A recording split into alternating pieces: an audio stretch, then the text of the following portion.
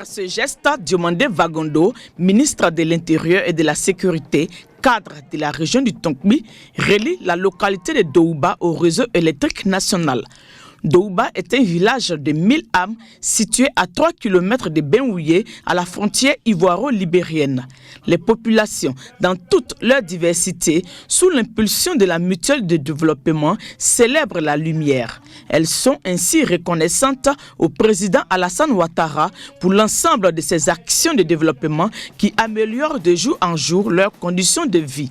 Maintenant, là, on a eu le courant, les poteaux partout dans le village, on est en joie pour qu'on va réaliser beaucoup de choses. Les yaourts, de l'eau glacée, on a besoin de ça aussi. Avant l'accession de Dr Alassane Ouattara à la magistrature suprême de Côte d'Ivoire, la commune de Benouillé, composée de 22 villages, n'avait que 5 villages électrifiés. Aujourd'hui, il ne reste que 4 villages qui n'ont pas encore de poteaux électriques. La plus grande attente des populations de Benouillé a toujours été le bitumage de l'axe tout le peu zouaounien. Cela est en train d'être fait. Le parrain de la cérémonie, le ministre Diomandé Vagondo, à son tour, salue la gouvernance du chef de l'État. En quelques années de gouvernance, les résultats sont exceptionnels. Je parle de la gouvernance de son Excellence, Monsieur le Président Alassane Ouattara, qui tient à ce que la Côte d'Ivoire soit un pays développé le plus tôt possible. Il a en outre félicité la mutuelle de développement pour cette initiative et n'a pas manqué d'inviter l'ensemble des fils et filles de Douba à plus d'union, plus de solidarité pour développer davantage leur village. Et bientôt, les jeunes de Douba disposeront d'un foyer offert par la mutuelle avec un appui du parrain.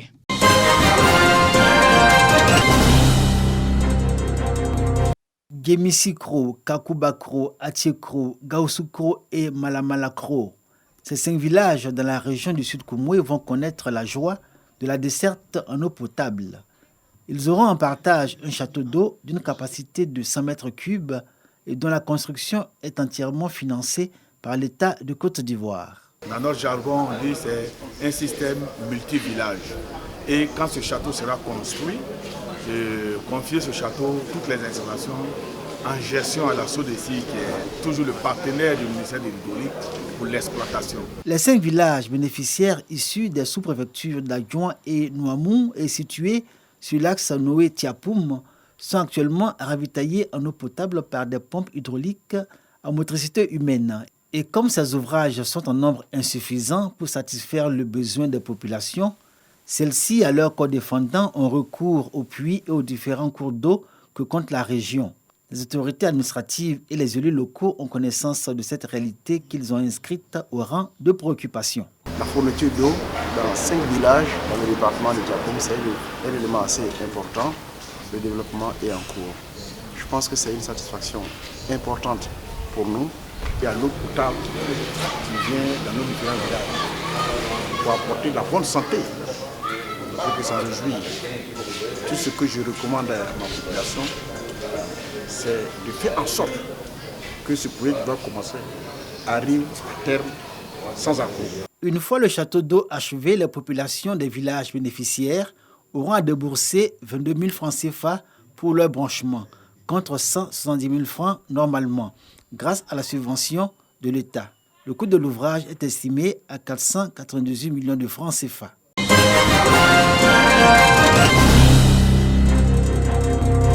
Cette 3e session du Conseil municipal visait à évaluer l'exécution du budget communal 2021.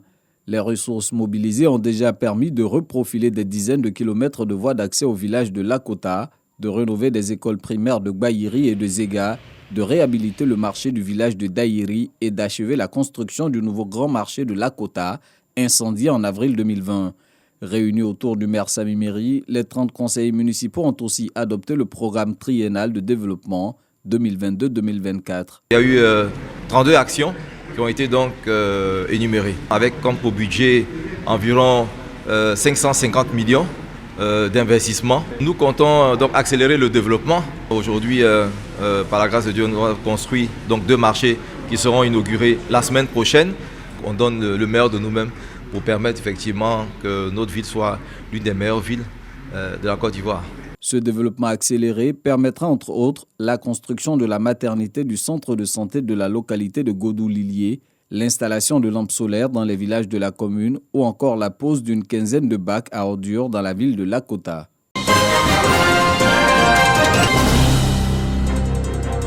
Nos mamans souffraient vraiment. Elles marchaient pour aller accoucher.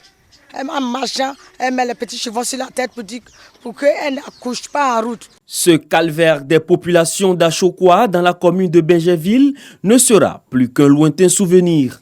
Les autorités municipales ont posé la première pierre du centre de santé. Une joie pour les habitants du village.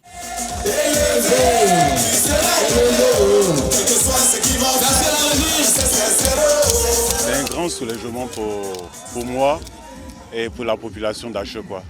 Aujourd'hui, nous avons un centre de santé, je dirais, complet, parce que nous avons un dispensaire, nous avons une maternité et aussi une pharmacie. Alors, je dirais que nous sommes heureux. Et nous voudrions vraiment dire merci au député maire de Benjerville et dire merci au président de la République de Côte d'Ivoire. D'un coût d'environ 40 millions de francs CFA, l'ouvrage est financé par la mairie et les travaux de construction vont durer 6 mois, selon la 5e adjointe au maire qui représentait le premier magistrat de la commune de Benjerville, Issouf Doumbia. Aujourd'hui, le maire Issouf Doumbia fait de la santé une priorité de toutes ces actions qu'il mène. L'État de Côte d'Ivoire prône pour zéro mortalité en couche. Pourquoi ne pas offrir une maternité pour qu'on puisse atteindre non seulement l'objectif de l'État de Côte d'Ivoire et ensuite aussi l'objectif du conseil municipal de la commune de Benjerville. Profitant de l'occasion, les populations ont égrené quelques doléances afin de sortir le village de sa léthargie. Vous voyez, il y a l'électricité. Aujourd'hui, on aura bientôt un centre de santé, mais s'il n'y a pas de château d'eau, vraiment ça sera difficile pour même le personnel soignant ici et même les populations qui vont aller se soigner et tout ça, parce qu'on en a besoin. En plus du centre de santé, le conseil municipal a promis la construction d'une école primaire à Achokwa. Cet établissement va accroître la capacité d'accueil de l'école existante.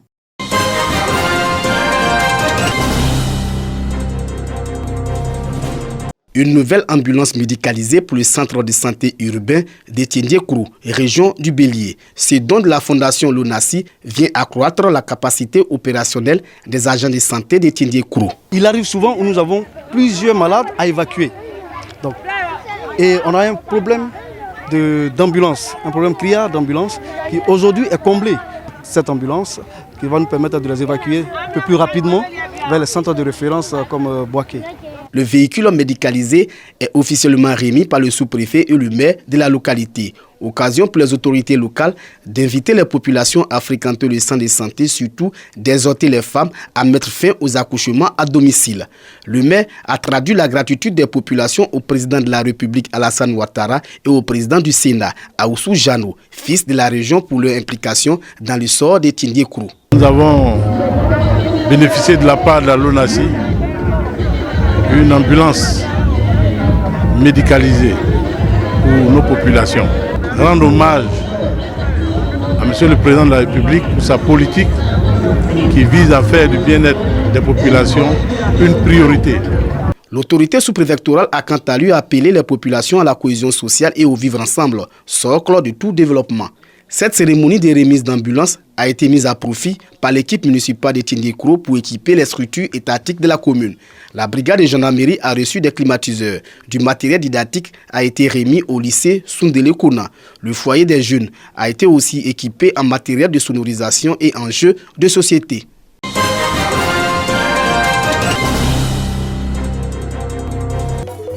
15 chefs de canton et 70 chefs de village de la région du Béré en conclave à Diara. C'est dans le cadre de la deuxième session ordinaire de la Chambre régionale des rois et chefs traditionnels du Béré. Ces garants des us et coutumes se retrouvent chaque 3 mois pour passer en revue les problèmes de la région, notamment les questions relatives aux fonciers ruraux, aux récurrents conflits entre éleveurs et agriculteurs, à la délivrance des arrêtés de nomination aux chefs de village.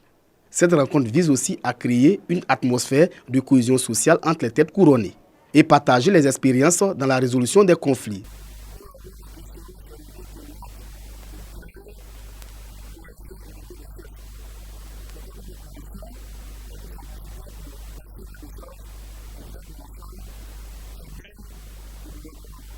En marge de cette deuxième session ordinaire, le département de Diarra a été doté d'un siège départemental de la Chambre des rois et chefs traditionnels. Une infrastructure réalisée avec le soutien du président de la République Alassane Ouattara. Les chefs traditionnels et les cadres saluent cette initiative.